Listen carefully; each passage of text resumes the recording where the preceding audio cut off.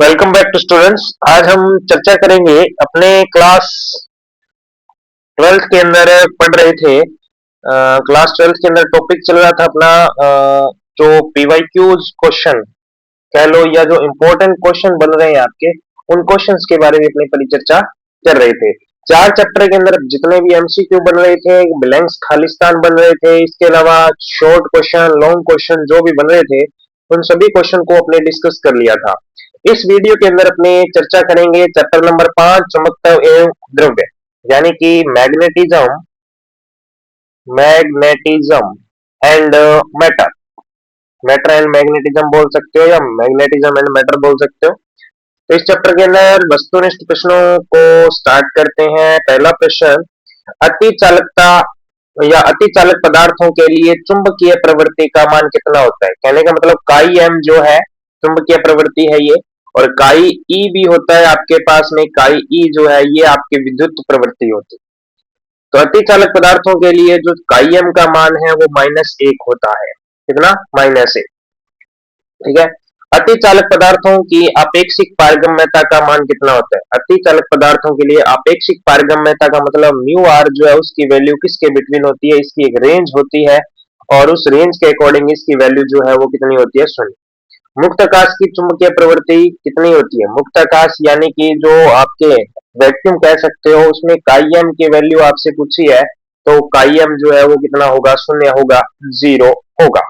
आगे प्रति चुंबकीय पदार्थों की चुंबकीय प्रवृत्ति क्या होती है, यानी कि आपके जितने भी फेरोमैग्नेटिज्म पदार्थ हैं और आपके फेरो हो गया, आपके फेरो के अलावा आपके क्या बोलते हैं सुपर कंडक्टर हो गए, इसके अलावा आपके जो फेरो हो गया, ये 3 टाइप के आपके जो क्या बोलते हैं इनको मैग्नेटिक मटेरियल्स होते हैं, उनके टाइप जो थे उनके बारे में आपको पता होना चाहिए।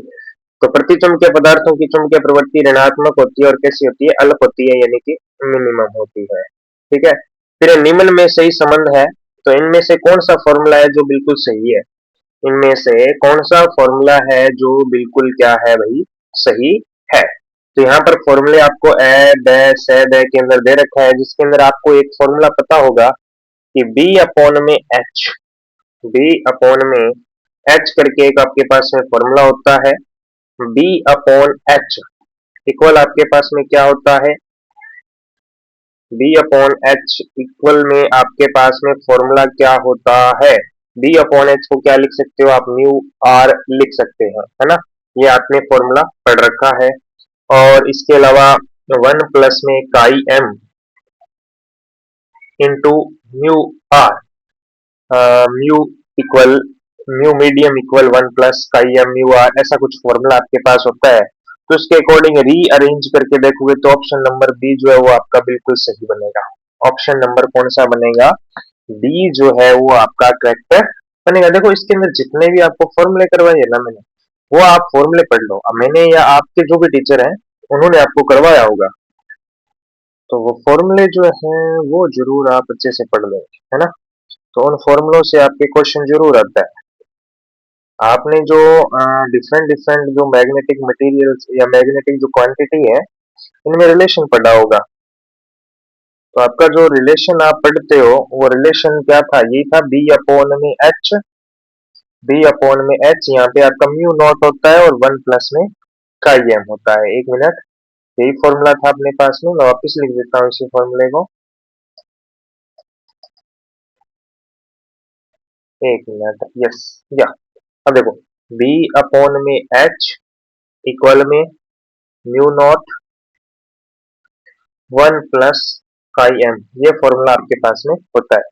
लेकिन इसमें काई एम की फॉर्म में नहीं दे रखा, एम की फॉर्म में दे रखा है। तो एम की फॉर्म में आपका जो फॉर्मूला होता है वो होता है बी अपॉन में एच, बी अपॉन में एच। लेकिन उसमें एम है तो आपका बी अपॉन में एच नहीं आएगा, बी इक्वल में आएगा। फॉर्मूला होगा आपके पास में बी इक्वल में म्यू नॉट आ जाएगा और आपके पास में आ जाएगा एच प्लस में एम, ये आपके पास में फॉर्मूला होता है। तो यहाँ से इसमें देखो एच चाहिए आपको, बाकी सारी क्वांटिटी उधर जाएगी, ये बन जाएगा बी अपॉन में म्यू नॉट और एच एच प्लस एम है तो m इधर जाके क्या हो जाएगा, माइनस हो जाएगा और इक्वल में क्या बचेगा, h बच जाएगा।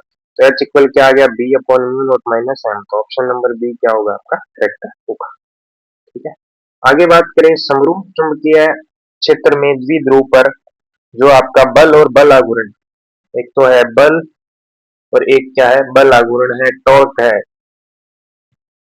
तो इसका मान पूछ रखा है F zero to zero F not equal zero to not equal zero F zero to not equal zero. तो एक हमारा सॉरी समरूप चुंबकीय क्षेत्र में अगर डाइपोल रखा है तो उसमें आपका फोर्स जो होता है वो तो शून्य होता है, लेकिन टॉर्क जो है वो शून्य नहीं होता है, जीरो नहीं होता है। तो इसका आंसर होगा F equal zero to not equal zero. Option number C इसका करेक्ट आंसर होगा। ओके, वे पदार्थ जिनकी चुंबकीय प्रवृत्ति का मान छोटा और धनात्मक होता है वो क्या होती है, प्रतिचुंबकीय, अनुचुंबकीय, लो चुंबकीय या कोई नहीं। तो इसका आंसर आएगा अनुचुंबकीय। निम्न में से कठोर चुंबक किससे बनेगी, एल्निको। एल्निको का मतलब एल्यूमिनियम हो गया, निकिल हो गया और कोबाल्ट हो गया, एल्निको। लोड स्टोन एब दोनों इनमें से कोई नहीं, इन दोनों से ही बनाई जाती है, याद रखें कठोर चुंबक जो है। उसके बाद में किसी पदार्थ की आपेक्षिक पारगम्यता का मान एक point triple zero sorry 4 times 0 और 1 है, तो पदार्थ क्या होगा। तो इनकी वैल्यू 1 से बड़ी होती है, एक 1 से छोटी होती है, तो 1 से बड़ी यानी कि अनुचुंबकीय पदार्थ है ना। आपको लिखवा रखा है डायमैग्नेटिक सब्सटेंस जो भी है, प्रतिचुंबकीय, अनुचुंबकीय और लो चुंबकीय, इनकी वैल्यू बता रखी है। एक में तो एक से छोटी होती है, एक में एक से बड़ी होती है और एक में एक के बराबर होती है ना। तो आप देख लें म्यू आर का मान इसमें ग्रेटर होता है, म्यू आर एक में तो ग्रेटर देन 1 होता है, एक में लेस देन 1 होता है और एक में म्यू आर इक्वल 1 भी होता है। 1 नहीं सॉरी 0 होता है, कितना होता है 0। वो आप देख लीजिए, अलग अलग आपने पढ़ रखी होगी उसके अकॉर्डिंग। बाह्य क्षेत्र में चुंबकीय द्विध्रुव की अधिकतम स्थायी संतुलन अवस्था कब होती है, थीटा इक्वल्स टू 180 डिग्री। कितने पे 180 डिग्री, बैलेंस्ड कंडीशन। क्यों, तो इक्वल क्या होता है, पी इज साइन थीटा। ये तो डाइपोल इलेक्ट्रिक डाइपोल में था, मैग्नेटिक डाइपोल है तो इस फॉर्मूले को थोड़ा सा कन्वर्ट कर लेंगे उसके अकॉर्डिंग। इसमें आ जाएगा टो इक्वल है पी की जगह क्या आ जाता है आपका एम आ जाता है और ई की जगह बी आ जाता है और साइन थीटा का साइन थीटा रहता है और थीटा का मान कितना होने पे बैलेंस कंडीशन आई 180 डिग्री। 180 डिग्री अधिकतम स्थायी अवस्था 180 डिग्री। ठीक है, चुंबकत्व के तकनीकी उपयोगों का श्रेय आमतौर पर किसको दिया जाता है, भारतीयों को, यूनानियों को, चीनियों को, कोई नहीं। चुंबकत्व के लिए मैक्सली चीनी यानी चीन वाले जो है उनको ही बोला जाता है, वैसा कुछ इसमें आपके चैप्टर में है नहीं। आगे है चुंबकीय क्षेत्र रेखाओं का गुणधर्म नहीं है, कौन सा नहीं है, ये सतत होती है, ये खुला वक्र बनाती है, ये परस्पर प्रतिच्छेद नहीं करती, इनके किसी बिंदु परस्पर रेखा चुंबकीय क्षेत्र की दिशा बताती है। ये भी गुण होता है, ये भी गुण होता है, सतत होती है, कंटिन्यूज होती है, यानी बीच में से टूटी हुई नहीं होती है, खुला वक्र नहीं होता है, खुला वक्र नहीं होता। तो ऑप्शन बी जो है वो करेक्ट गलत है, तो आंसर यही हो जाएगा अपना। तो ये हो गया आपके एमसीक्यू। और अगले पेज पे चलते हैं जहाँ आपके ब्लैंक्स दिए हुए हैं। और पहला खाली स्थान देखो, किसी भी बंद सतह से गुजरने वाला कुल चुंबकीय फ्लक्स, बंद सतह है तो उससे कुल चुंबकीय फ्लक्स कितना होगा, शून्य होगा। कितना होगा, शून्य। फिर है पदार्थ के प्रति इकाई आयतन में उत्पन्न चुंबकीय परिणामी आघूर्ण को क्या कहते हैं, एकांक आयतन में, यानी m अपॉन v क्या होता है आपका, कैपिटल M होता है। तो चुंबकन अतिचालकों में पूर्ण प्रतिचुंबक की परिघटना इसके आविष्कार के नाम पर प्रभाव कहलाती है। तो कौन सा प्रभाव कहलाती है, ये माइसनर प्रभाव कहलाती है। ठीक है, वे चुंबकीय पदार्थ जिनमें बाह्य क्षेत्र हटा लेने पर चुंबकन बना रहता है कठोर चुंबकीय पदार्थ कहलाते हैं। ठीक है, उसके बाद वे चुंबकीय पदार्थ जिनका चुंबकन बाह्य क्षेत्र को हटाते ही खत्म हो जाता है क्या कहलाते हैं, नरम लोह चुंबकीय पदार्थ। प्रति चुंबकीय पदार्थों के परिणामी सॉरी परमाणु के परिणामी चुंबकीय आघूर्ण खाली स्थान होता है, कितना होता है, शून्य। प्रति चुंबकीय के लिए कितना होता है, शून्य। चुंबकीय क्षेत्र रेखाएं खाली स्थान लूप बनाती है, बंद लूप बनाती है, कैसे, बंद। आगे चुंबक के ध्रुवों में खाली स्थान ध्रुवों का अस्तित्व नहीं है, तो एकल ध्रुवों का कोई अस्तित्व नहीं है, यानी यूनिपोल जो है, यूनिपोल का कोई भी स्टेबिलिटी बोल दो या ऐसा कोई कंसेप्ट नहीं है जो यूनिपोल के बारे में बताता हो। चुंबकीय क्षेत्र में लंबवत रखे गए एकांक क्षेत्रफल से गुजरने वाली क्षेत्र रेखाओं की संख्या को खाली स्थान कहते हैं। चुंबकीय क्षेत्र की तीव्रता कहते हैं, मैग्नेटिक फील्ड कहते हैं। जैसे चुंबकीय क्षेत्र होता है वैसे ही मैग्नेटिक फील्ड होता है, इलेक्ट्रिक फील्ड और मैग्नेटिक फील्ड। आपेक्षिक चुंबकशीलता स्थिर वैद्युतीय की खाली स्थान की समतुल्य राशि है। यहाँ म्यू आर है तो यहाँ एप्सिलॉन आर होता है, वहाँ एप्सिलॉन नॉट होता है तो यहाँ म्यू नॉट होता है, वहाँ म्यू एम है तो वहाँ एप्सिलॉन एम होता है। आगे अति छोटे क्वेश्चन है, चुंबकीय क्षेत्र रेखाएं एक दूसरे को नहीं काटते क्यों?